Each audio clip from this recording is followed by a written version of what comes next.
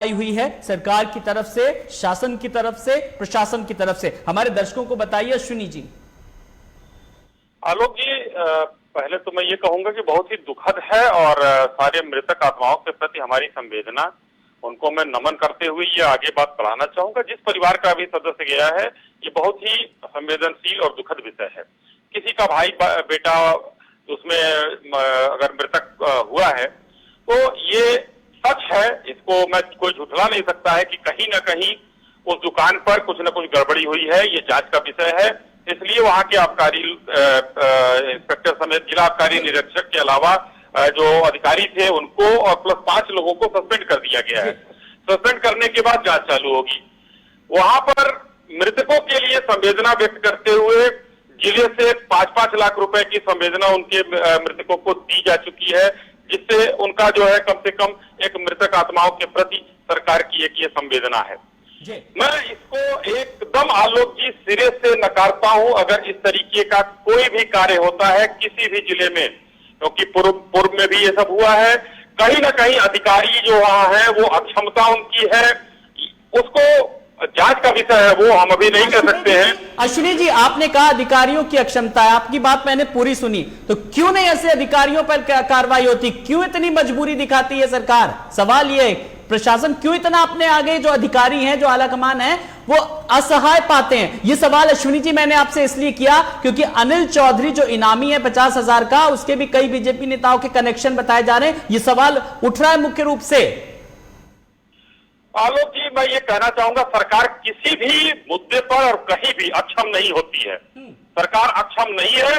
हाँ, बीच में अगर कोई, देखिए हम 23 करोड़ का जिला है, वो प्रदेश है, और इतने जिले हैं इसमें कि वहां पर चीजों को करने में अगर आप लोगों के द्वारा जिम्मेदार, आप लोग चैनल हैं और आप चौथे स्तंभ के रूप में कुछ चीजें आती हैं, ये तो पूरा देश जान गया है।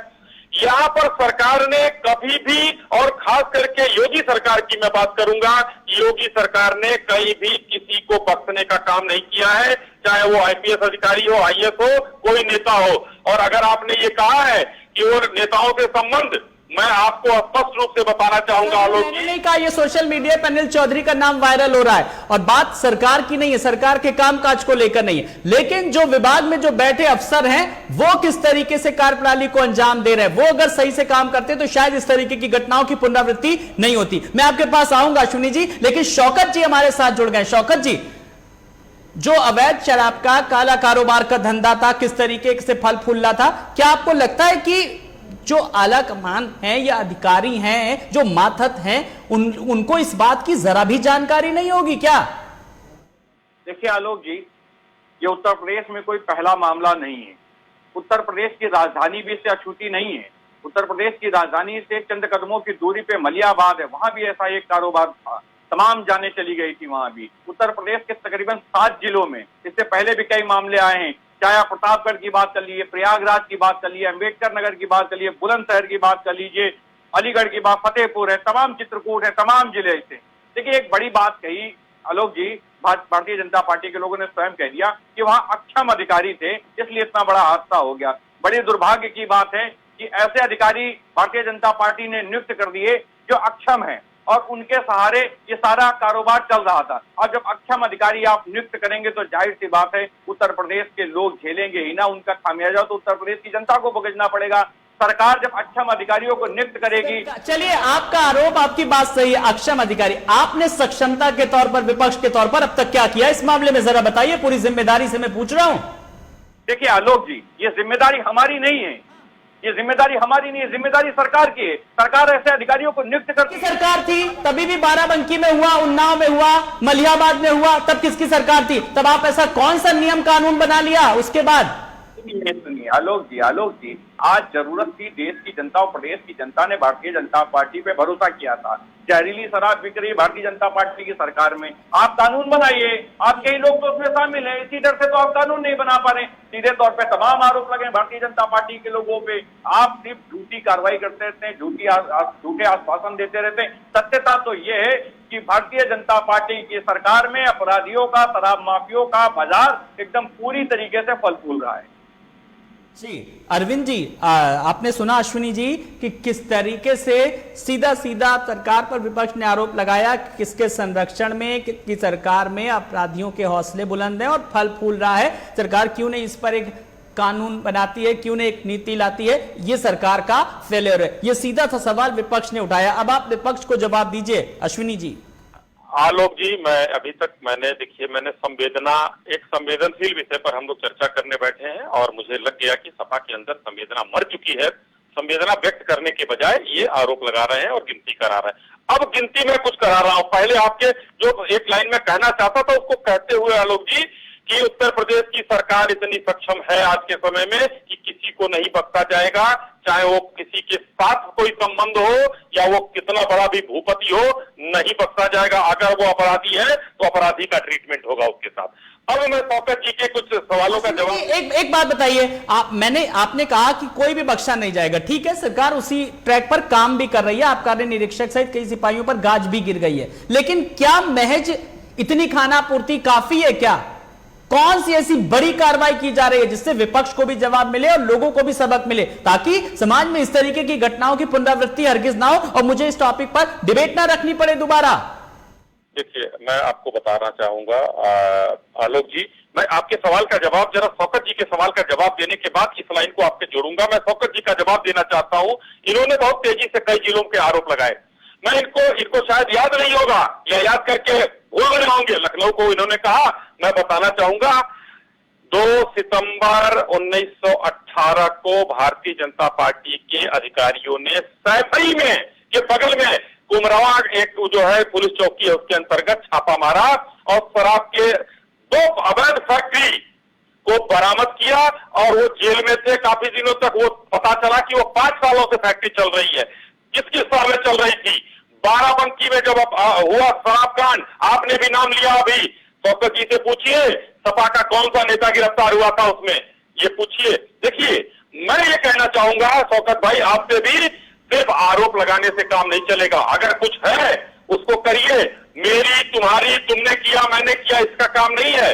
संवेदना होनी चाहिए। और आज सवाल मैंने किया और यही सवाल आपने सवाल के बदले सवाल कर दिया कि गिरफ्तारियां हुई। अरे गिरफ्तारियों के थोड़ा आगे भी तो बढ़िए, ऐसी कोई आइडियल प्रस्तुत कर दीजिए, डर बैठा दीजिए कि लोग। सवाल का जवाब मैं दूंगा, आपको हो जाएगा। देखिए, हिंदुस्तान में संविधान जब से बना है तब से कुछ चीजें हो जाती हैं और बहुत सी चीजों का फायदा उठाकर अपराधी छूट जाते हैं। मैं कहूंगा, ये नहीं कहूंगा कि न्याय व्यवस्था खराब है, लेकिन हमारी संवैधानिक प्रणाली है। लेकिन अब शुरुआत हुई है, उसकी शुरुआत कहां से हुई है ये भी बताना चाहूंगा। बिहार में एक कांड हुआ गोपालगंज में, वहां पर 13 लोग नकली शराब में, जैसे यहाँ हुआ था इस तरीके से हुआ और वहां पर 9 लोगों को फांसी दी गई। चूंकि 4 महिलाएं थी, उनमें 10-10 लाख रुपए का जुर्माना और आजीवन कारावास की सजा हुई है। शुरुआत हो चुकी है। हिंदुस्तान एक फेडरल व्यवस्था में है और उसकी शुरुआत हो चुकी है, एक नजीर बनेगी। और आने वाले दिनों में मैं अपील करना चाहूंगा माननीय विराट लोगों से कि अगर आपके यहाँ इस तरीके का मुकदमा जाता है और साक्ष्य मिलते हैं न्याय संगत तरीके से, इन जितने भी ये अपराधी हैं जो अवैध शराब का काम करके लोगों को मारते हैं, इनको फांसी से नीचे की सजा न मिले। मैं आपके चैनल पर यही सरकार चाहती। शौकत जी, अब सरकार ने तो अपनी मंशा जाहिर कर दी है, अब विपक्ष को कहने का मौका नहीं मिलेगा, बल्कि मुझे तो लगता है विपक्ष को यह कहना चाहिए कि सरकार की इस मुहिम में विपक्ष पूरी तरीके से सहयोग करेगा। क्यों शौकत जी? देखिए आलोक जी, बहुत कम शब्दों में एक बात कहूंगा कि भारतीय जनता पार्टी के लोग कहते हैं कि हम कार्रवाई करेंगे, तो संदेह होने लगता है इनकी बात पे। इसलिए संदेह होने लगता है, लगातार आप पिछली घटनाएं देख लीजिए, तमाम पिछली घटनाएं देख लीजिए। तमाम पिछली घटनाओं में भारतीय जनता पार्टी के सांसद, मंत्री, विधायक अपराधियों से मिलने जाते थे। इस चीज को मैंने कई बार आपके चैनल पे उठाया भी है। उदाहरण के तौर पे बता दूं कि अपराधी आज इनकी सरकार में, अगर सबसे ज्यादा अपराधी इनकी सरकार में संरक्षित और सुरक्षित महसूस करते हैं। मैं आपको बता दूं, अपराधी इतना स्वतंत्र हैं कि वो कुछ भी कर सकते हैं। आलोक जी, ये हल्की फुल्की बात मत समझ लीजिएगा, इतना स्वतंत्र हैं कि जेल से बाहर की बात करो चाहे अंदर की बात करो, सब जगह वो स्वतंत्र हैं, कहीं भी गैंगवार कर सकते हैं। हम लोग सुनते थे पहले कि सड़कों पे गैंगवार हो जाती है, अब तो जेल में भी गैंगवार होती है। ये है भारतीय जनता पार्टी व अपराधियों पे कार्रवाई का किस्सा। अब इनका कैसे सहयोग किया जाए, जब जब समाजवादी पार्टी ने इनका सहयोग करने का काम किया है या विपक्ष के तौर पे तमाम पार्टियों ने इनको सहयोग देने का काम किया, तो भारतीय जनता पार्टी आलोक जी मालूम है आपको क्या करती है? मुकदमा लिख देने का काम करती है। उदाहरण के तौर पे बता दूं, आपने लखनऊ की धरती पे देखा होगा, तमाम लोगों ने मदद की बात की तो इन लोगों ने मुकदमा लिखा दिया। पिछले लॉकडाउन में भी हम लोग तमाम लोग मदद कर रहे थे, फिर मुकदमा लगा रहे थे। तो ये सबसे बड़ी चीज है आलोक जी कि इनकी नैतिकता काम करने में नहीं, ये काम नहीं करना चाहते, दिखावा करना चाहते हैं। अब बिहार यहाँ पर एक चीज याद दिला दे, खाली आलोचना करना ही नहीं विपक्ष का काम होना चाहिए। पंजाब से किसको लाया गया यूपी, कौन है वो अपराधी, इस बात को भी आपको जिक्र करना चाहिए ताकि लोग जाने। मैं एक बहुत स्वस्थ डिबेट करा रहा हूं। कौन मना कर रहा है आलोक जी? कौन मना कर रहा है कि सजा मत दीजिए? दीजिए ना सजा, फांसी चढ़ा दीजिए। कौन मना कर रहा है आपको? कौन कह रहा है कि मत लाइए? आप लाइए, सजा दिलाइए, फांसी टांगिए, कौन मना कर रहा है? लेकिन नियमता पर नियम कुछ होता है या नहीं होता है कि आप जो दिल में आएगा वो करेंगे? अरे आपकी सरकार से निकल के रातों रात अपराधी पंजाब पहुंच गया, उसके बारे में किससे पूछा जाएगा? नेहरू जी से पूछने जाएंगे क्या लोग जी? भारतीय जनता पार्टी के लोगों से पूछेंगे, भारतीय जनता पार्टी की सरकार उनसे पूछेंगे। हम बिहार नहीं जाएंगे पूछने के लिए, हम पंजाब नहीं जाएंगे पूछ लेंगे। उत्तर प्रदेश की सरकार से निकल कर एक अपराधी पंजाब गया था, तो जाहिर सी बात है उत्तर प्रदेश के लोगों से पूछेंगे। ये उदाहरण देने की बात। अश्विनी जी, लेकिन इस पूरी कवायद के बीच सरकार ने अपनी मंशा साफ तौर पर जाहिर कर दी है और पिछले कुछ ऐसे उदाहरण थे जो टॉप 10 अपराधियों की सूची भी जारी करी और साफ तौर पर कहा कि वो यहां रहे नहीं तो जमींदोज हो जाएंगे। एक संदेशा देने की लगातार कोशिश ने की और सरकार अश्विनी जी उस ट्रैक पर चल भी रही है, लेकिन क्यों आखिर चीजें ट्रैक पर आ नहीं पा रही है? क्यों विपक्ष को भी और आम जनमानस को कहने का मौका मिलता है? देखिए, इसमें आलोक जी, इसमें कहने की बात नहीं है और बड़े स्पष्टता से मानना चाहिए। शौकत भाई की तरह जो है सिर्फ आरोप लगाने की बात नहीं है, इसमें स्पष्टता से मानना चाहिए। हम 23 करोड़, मैंने पहले भी कहा 23 करोड़ लोग हैं इस प्रदेश में और एक बहुत बहुसंख्यक हम लोग हैं यहाँ। एक विश्व में 7वें देश के रूप में हमको जाना जाता है। बड़े प्रदेश का रोना रोना छोड़ दीजिए, यही सरकार भी बनाती है। जब इतनी सीटें 403 विधानसभा की, तब आप लोग नहीं कहते हैं यहाँ पर कि छत्तीसगढ़ से तुलना की जाती है, उत्तराखंड से तुलना की जाती है? जी, बिना इंटरप्शन के 1 मिनट बोलने दीजिए, सारी चीजें आपके सामने आ जाएंगी। 2 मिनट दे रहा हूं, बस सार्थक बात रखिए ताकि जनता में एक संदेश आ जाए। जी अश्विनी। आलोक जी, ये सरकार रोना नहीं रोती है, ये सरकार पहली सरकार है और पहला मुख्यमंत्री इस प्रदेश का होगा पूरे देश में जिसने कहा था कि ठोक दो अगर वो अपराधी अपराध करता है तो, नहीं तो ये प्रदेश छोड़कर भाग जाए। इन लोगों ने ही विरोध किया था। ये रोना नहीं रो रही है हम। रामपुर तिराहा कांड याद कीजिए, मुलायम सिंह यादव ने किसकी पैरवी की थी? बाराबंकी से गोरखपुर से जो क्या ना आतंकवादी पकड़ के लेके आ रहा था तो बाराबंकी में उसकी पैरवी किसने की? किसने उसको छोड़वाने का काम किया? ये सपा की सरकारों ने किया। लेकिन आज आतंकवादी के रूप में, माफिया के रूप में जो भी लोग उत्तर प्रदेश में हैं, सबको सजा देने का काम करते हैं और उन्हीं के ऊपर यही सपाही लोग अपना सवाल उठाते हैं तो उत्तर प्रदेश की सरकार में तो ठोको नीति चलती है। इनके माननीय राष्ट्रीय अध्यक्ष जी का विपक्ष सवाल भी ना उठाए क्या? लेकिन हम सीना ठोक के कहते हैं अपराध को पनपने नहीं देंगे, चाहे वो जो भी अपराधी हो, चाहे वो शराब माफिया हो या चाहे जो है सपा के द्वारा आयातित गुंडे हो, अपराधी हो, आतंकवादी हो, किसी को पनपने नहीं दिया जाएगा। ये उत्तर प्रदेश को उत्तर प्रदेश बनाने का बीड़ा योगी आदित्यनाथ जी ने उठाया है। ये सफाइयों की बात नहीं सुनेंगे, ये लोग विधवा विलाप करेंगे, छाती पीटेंगे और हम लोग बेहतर काम करते हुए आगे बढ़ते रहेंगे। आलोक जी। शौकत जी, अगर सरकार बेहतर काम कर रही तो भाई सराहना भी करिए ना और सहयोग भी करिए। बिल्कुल सराहना करेंगे, बिल्कुल सराहना करेंगे आलोक जी, इसमें कोई दो राय नहीं। लेकिन मैं पूछूंगा जरूर, बताइए ना, आपकी पुलिस पकड़ने गई थी, अपराधी के इतने हौसले बुलंद हो गए। जब आप बड़े बड़े दावा करते हैं कि उत्तर प्रदेश में अपराधी है ही नहीं, तो पुलिस पे गोलियां चला रहे थे अपराधी। आप शायद भूल गए होंगे, आपको याद दिला दूं, यही वो उत्तर प्रदेश है जिसमें जेल में हत्या हो जाती है। यही वो उत्तर प्रदेश है, उत्तर प्रदेश की राजधानी है जहां गैंगवार होता है, गोलियां चलती हैं। आप कहते हैं अपराध मुक्त है उत्तर प्रदेश। पता नहीं महाराज आपने कौन सा चश्मा लगा रखा है जिसमें सब अच्छा अच्छा दिखता है, सब राम राज्य दिखता है। आपको दिखता होगा महाराज, ये आपकी राजधानी, उत्तर प्रदेश की राजधानी भी सुरक्षित नहीं है, इससे आप भी अछूते नहीं होंगे। आप भी समझते होंगे कि उत्तर प्रदेश की राजधानी में न जाने कितनी हत्याएं हो गई हैं, आपको भी दिखा होगा। लेकिन आपने पता नहीं कौन सा चश्मा लगा लिया है जिसमें कोई अपराधी नहीं दिखता, सब राम राज्य दिखता है। सारे अपराधी जेल में दिखते हैं और जेल में जो अपराधी वो भी मौज में है, वो भी जिसकी चाहे हत्या करे, कोई दिक्कत नहीं, किसी को कोई समस्या नहीं, सब राम राज्य चल रहा। देखिए, इनकी कथनी और करनी में बड़ा फर्क है। ये कहते तो बहुत अच्छा, ब्रांडिंग वाले लोग हैं ना, ये ब्रांडिंग करना बहुत अच्छे जानते हैं, ब्रांडिंग कर रहे हैं, लेकिन जो धरातल है आलोक जी, उसको आप जाकर देखें तो आज पूरी तरह भारतीय जनता पार्टी फेल हो चुकी है। चाहे वो अपराध की बात करे, स्वास्थ्य की बात करे, शिक्षा की बात गीली करे। पिच आप ही लोगों ने दी थी, और गीली पिच पे बैटिंग थोड़ा मुश्किल से आती है, सारी चीजें पहले तो चीजें ट्रैक पे आ रही हैं। आलोक जी मैं सुन नहीं पाया आपने क्या कहा। बस मैंने यही कहा कि पिछली सरकार की जो कुछ खामियां थी धीरे धीरे दुरुस्त की जा रही हैं, कील काटे दुरुस्त किए जा रहे हैं, चीजें ट्रैक पर आ रही हैं। आलोक जी अब पता नहीं आप कैसे कह रहे हैं कि सारी चीजें दुरुस्त हो गई हैं। मैंने तो सवाल कर दिया, बस मैं जवाब भी तो इसीलिए आपसे ही ले रहा हूं जी। कि आपको भी हो सकता हो शायद दुरुस्त दिख रही हूँ, आपने ग्राउंड जीरो पे जाके रिपोर्टिंग नहीं की होगी। आलोक जी जरा जाइए ग्राउंड पे, देखिए, समझने का प्रयास कीजिए, क्या सब कुछ दुरुस्त है? अगर सब कुछ दुरुस्त है तो मैं आपको बधाई दूंगा भाई। कि आप दुरुस्त की बात नहीं की, पिछली व्यवस्थाओं की मैं बात कर रहा हूं कि कुछ चीजें ट्रैक पर आ रही। मेरा सवाल आपने लगता है ठीक से सुना नहीं जी। कोई चीज आलोक जी ट्रैक पर नहीं है, बल्कि उससे इतना स्थिति खराब है आज उत्तर प्रदेश की कि आलोक जी आप समझ नहीं सकते। इतने हालात खराब हो चुके हैं कि लोग अपने जान माल की सुरक्षा कर रहे हैं। उत्तर प्रदेश अपराधियों से भर गया है। तब के अगर आप डाटा उठा के देखें, आज उत्तर प्रदेश अपराधियों से भरा हुआ है।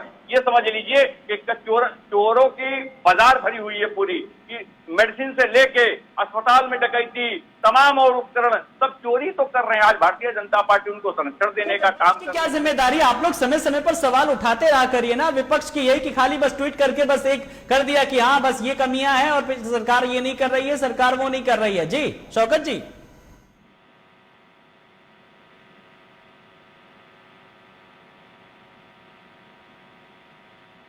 फाइनल कमेंट में आज आपसे चाहूंगा, कुल मिलाकर विपक्ष ने जितने भी सवाल उठाए तमाम सारे, इन सवालों का जवाब देने के लिए आप क्या कहेंगे? और अवैध शराब का इस काले कारोबार पर सरकार किस तरीके से अब और सख्ती बरतेगी, देश की जनता जानना चाहती है।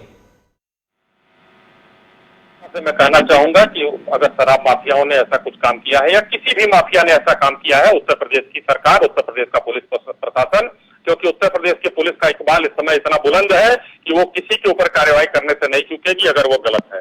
गलत के साथ जो है, गलत के साथ गलत तो छोड़ा नहीं जाएगा और सही के साथ उसको न्याय मिलेगा। ये एक मानसिकता लेकर हम लोग चल रहे हैं। और दूसरा मैं ये कहना चाहूंगा कि कहीं भी कुछ भी अगर हो रहा है उसको देखिए, अभी आपने छोटा सा एक कहा कि पिछली व्यवस्थाओं में सुधार आ रहा है, थोड़ा सा समय लगता है आलोक जी, और समय लग रहा है इतने आजकल। और शौकत भाई ने कहा गुंडे माफियाओं को संरक्षण, गुंडे माफिया सपा के गुंडे थे वो खाली हो गए, उनको गुंडे के अलावा कोई काम नहीं है। इसलिए जब उनको जेल में डाला जाता है, जब उनको मार दिया जाता है, जब वो प्रदेश से भगाए जाते हैं, तो सपा के सारे नेता बिलबिला कर बाहर आते हैं अपने बिल पे और कहते हैं कि बहुत ज्यादा घोर अपराध कर रही है ये सत्ता, ये सरकार। तो योगी जी का एक नारा है कि अगर आपको सही रहना है, उत्तर प्रदेश बनाना है, तो हमारे साथ कंधे से कंधा मिलाकर चलिए। सिर्फ विरोध और आलोचना से कुछ नहीं होता है। प्रदेश के निवासी आप हैं, हम हैं। लोकतंत्र में सत्ता किसी एक की नहीं होती है। कल आपकी थी, आज हमारी है, कल फिर हमारी हो सकती है, परसों फिर आपकी हो सकती है। ऐसा सरकार किसी की भी हो, लेकिन आम जनमानस यही चाहता है कि जो सरकार हो वो शांतिपूर्वक काम करे और देश में किस तरीके से जिस राम राज्य की परिकल्पना की जाती है वो परिकल्पना सार्थक हो। सरकार इसी तर्ज पर काम करे, चाहे पक्ष हो चाहे विपक्ष। आप सब मेहमानों का बहुत बहुत शुक्रिया। शौकत जी आपका बहुत बहुत शुक्रिया। अश्विनी जी आपका भी बहुत बहुत शुक्रिया। तो सवाल यही है कि आज अलीगढ़ की जिस घटना को लेकर के हमने बात की, इस पूरी कवायद के बीच जहरीली शराब के मामले में मजिस्ट्रेटी जांच चल रही है। सेल्समैन ठेका संचालक के खिलाफ आपको बता दें कि कार्रवाई भी की जा रही है, लेकिन कार्रवाई ऐसी होनी चाहिए जो एक लोगों के लिए नजीर बने। नमस्कार।